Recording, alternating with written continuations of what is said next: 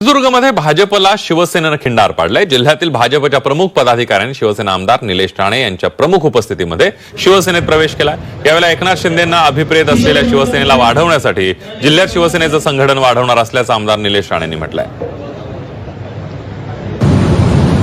मी माझा पक्ष वाढवतोय। जे एकनाथ शिंदे साहेबांना अभिप्रेत आहे ना की महाराष्ट्रामध्ये संघटना कशी असावी ती जाऊन सिंधुदुर्गात तुम्ही बघावी, अशी संघटना आपल्याला उभी करायची। मी कोणाच्याही अंगावर जाणार नाही। अहो मी माझी आंदोलनाला शुभेच्छा दिल्या हो, अजून निलेश राणे किती विनम्र व्हायचं। मी महायुतीचा एक घटक आहे।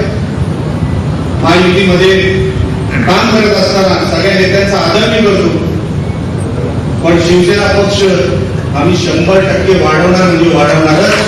त्याच्यामध्ये मला मी कसली तडजोड करणार नाही।